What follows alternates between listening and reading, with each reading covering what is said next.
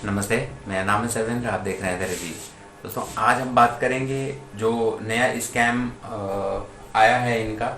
S गुरु स्वामी जी ने जो आज ही रिवील किया कि इन्होंने 20,000 करोड़ रुपए का कांग्रेस ने किस तरीके से गवर्न किया है।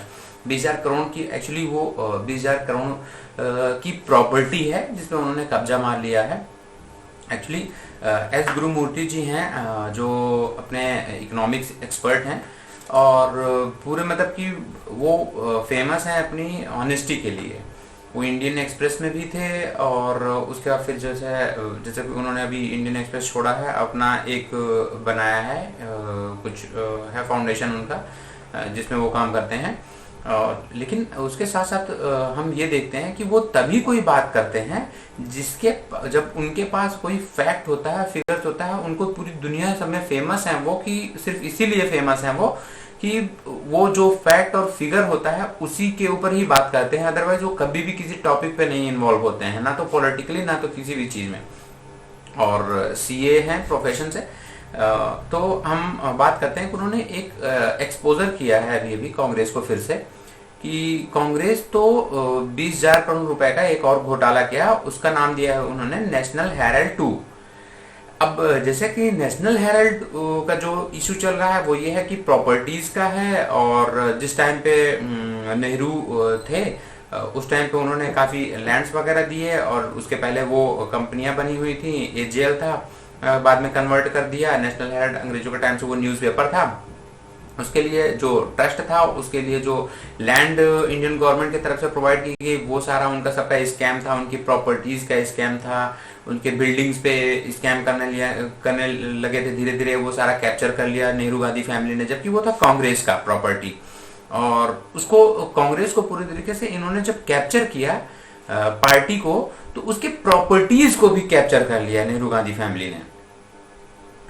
तो आप समझिए कि इनके स्कैम को, जो ये नेशनल हेराल्ड 2 है, ये बात है आपकी तमिलनाडु यूनिट की, जहां पे कांग्रेस कमेटी की ट्रस्ट है। ये इसको बोलते हैं टीएनसीसी, शॉर्ट में टीएनसीसी का है। तो नेशनल हेराल्ड में इनका जो है 20,000 करोड़ का, वो स्टार्ट होता है। हैंडल कौन करता है उसको? हैंडल इस टाइम पे जो प्रेजेंट में हैंडल कर रहे हैं वो है कांग्रेस के right hand card holder member, जो कम्युनिस्ट कार्ड होल्डर हैं वो उनका नाम है कनिष्क सिंह। कनिष्क सिंह एक वामपंथी हैं और पिछले दिनों ये मीडिया में भी थे काफी, और कार्ड होल्ड मेंबर हैं ये कम्युनिस्ट के। और ये इस टाइम पे राइट हैंड है और उनके सलाहकार हैं। और यही उनको, जैसे राजीव गांधी का भी सॉरी राहुल गांधी का एक वीडियो आया अभी, वो बड़े बड़े बाल और जो है वो बुशर्ट में है ना, बुशर्ट पहना है उस बंदे ने। तो वो ब्लैक थोड़ा सा करके उसका मेकअप वगैरह, जैसे वो ऋतिक रोशन का किया था उस मूवी में, जो सुपर 30 था उसमें, ताकि कि गोरापन छिप जाए और हम लोगों के जो ब्राउन स्किन है उनसे ज्यादा वो कनेक्ट कर पाए, लोग की ज्यादा समझ पाए कि हाँ, this is not fair, has fair complexion but he has VT complexion, गेहुआ। तो वैसे ज्यादा डार्क कर दिया। मेकअप मैन भी अच्छा नहीं था, राहुल की तरह ही वो भी रहा होगा वैसे ही।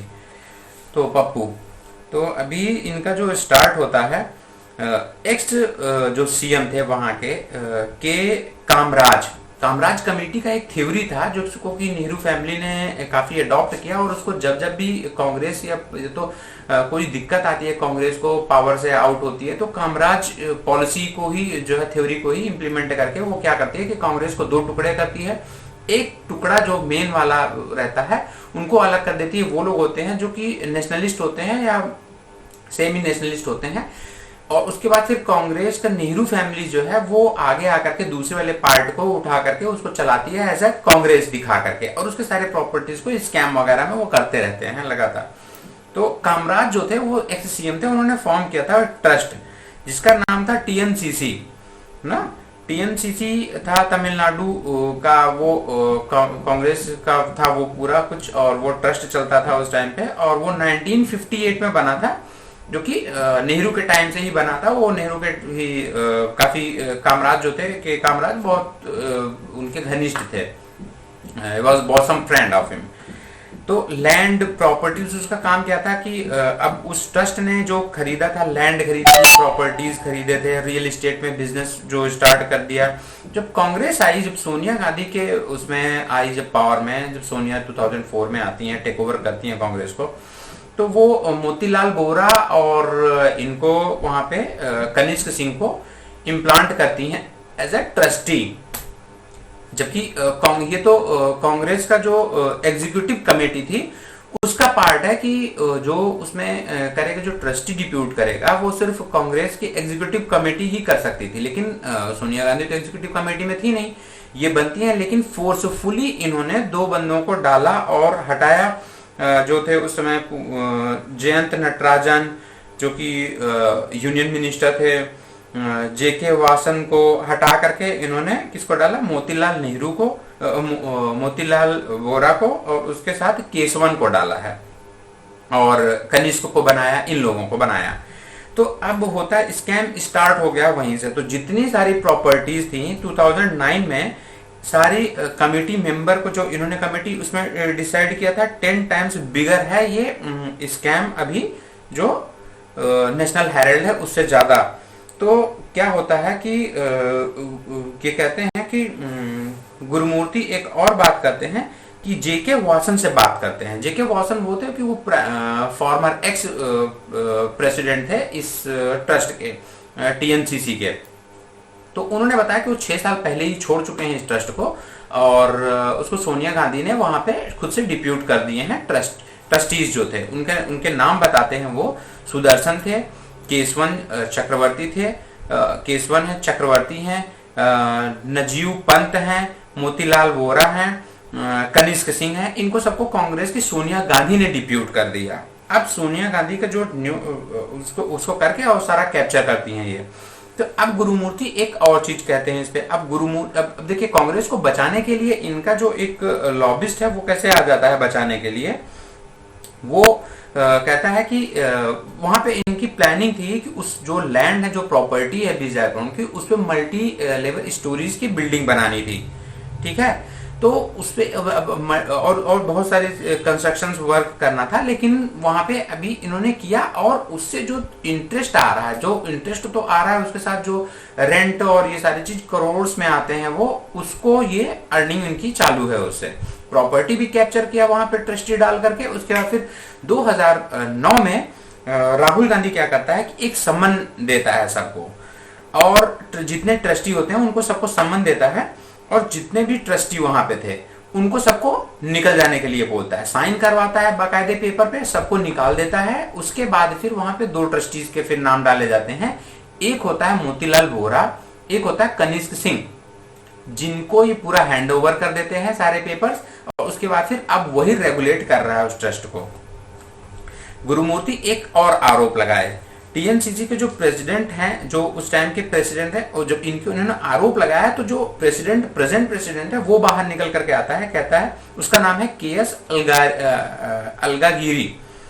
केएस अलगागिरी बोलता है कि नहीं, इन सोनिया गांधी का या राहुल गांधी, प्रियंका वाड्रा का कोई कनेक्शन नहीं है इस ट्रस्ट से, ट्रस्टी ही इसको ऑपरेट कर रहे हैं, इसको जो चला रहे हैं वो ट्रस्टी ही चला रहे हैं। लेकिन वो उसका झूठ पकड़ा जाता है। उसका झूठ कहां से पकड़ा जाता है, 2015 में एक रिपोर्ट आती है ईटी की, इकोनॉमिक बिजनेस स्टैंडर्ड की एक आती है, द हिंदू की होती है, अलग अलग न्यूज़पेपर्स और भी हैं जिनके न्यूज में लिखा होता है कि गुरुमूर्ति ने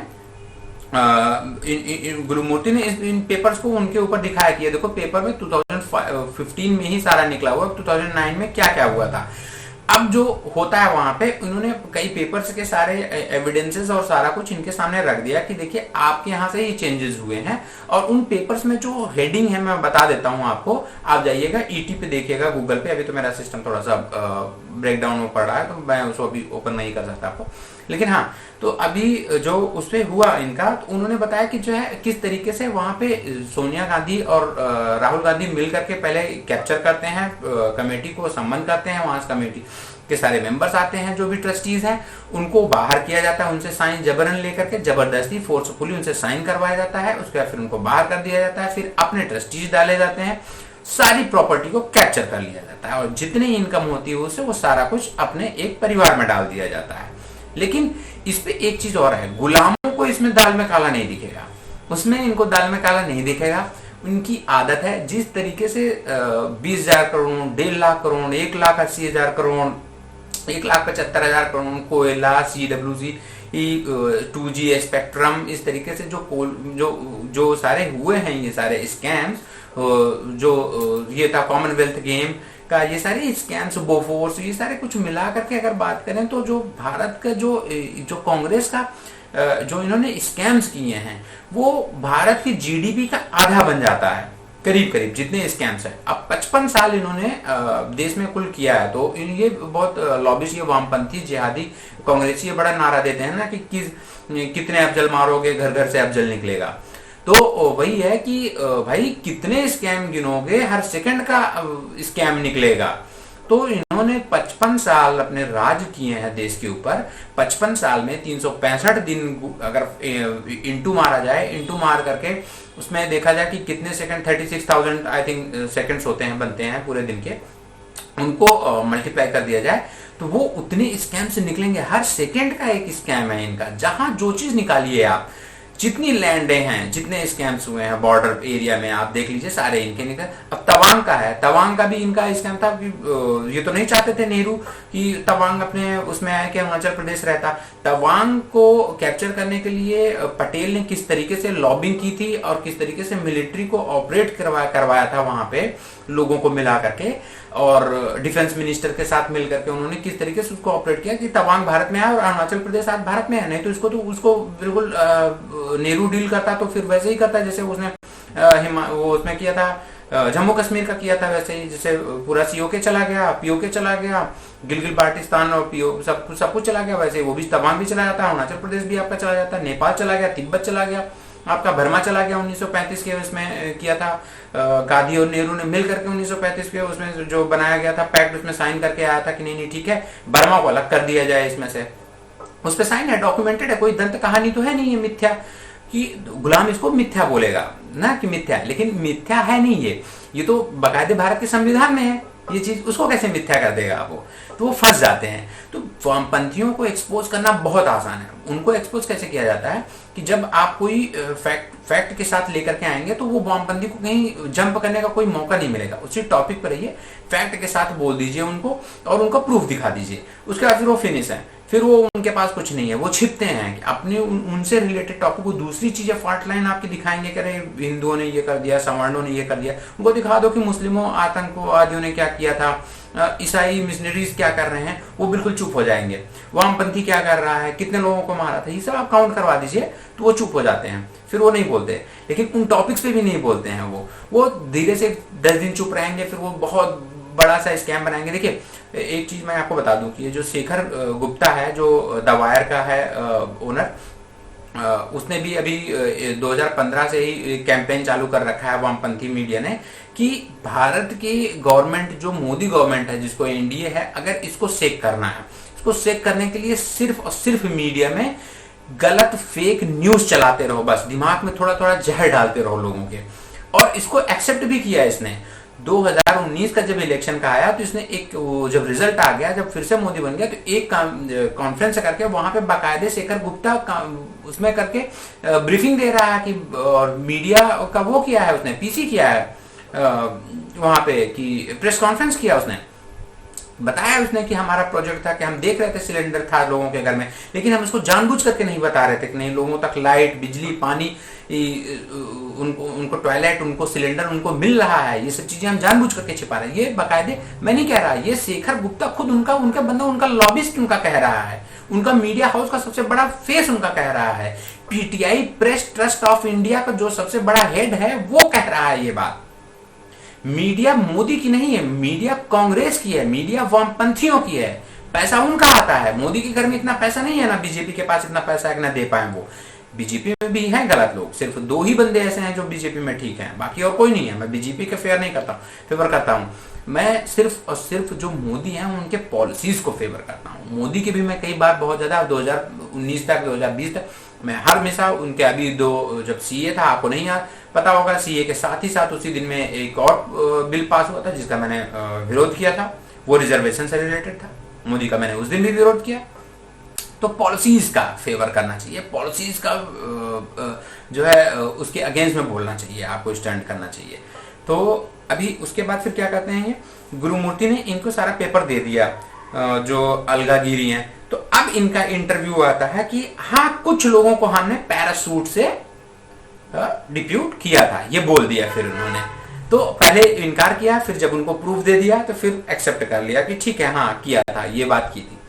तो टीसीसी का जो अभी 2015 में इन्होंने एएलसीसी का जो ट्रेजर थे इकोनॉमिक्स टाइम्स में फिर से निकला एक और रिपोर्ट है, उसमें भी कहा है ईवी केसी एलगवन थे जो कमेटी प्रेसिडेंट थे, उनको हटाकर सोनिया गांधी के कहने पर उन्होंने कहा कि हाँ हमने उनको हटाकर उनको डिप्यूट किया था, ऐसा है, ये वो एक्सेप्ट कर रहे हैं अब। तो आप समझिए कि उनका जयंती नटराजन का मैंने आपको बता दिया कि कैसे जेके वॉसन को दोनों को हटा करके कैसे मोतीलाल वोरा को और केसवन को डाला था। अब केसवन कौन है, केसवन को क्यों डाला था, केसवन है कौन, केसवन का रिलेशन है, केसवन के दादा राजगोपालाचारी का नाम था, आपने सुना होगा, जिसको नेहरू उस टाइम पे प्रेसिडेंट ऑफ इंडिया बनाना चाहते थे, लेकिन उनको हटा करके राजेंद्र प्रसाद को बनाया गया था पटेल की लॉबिंग पे।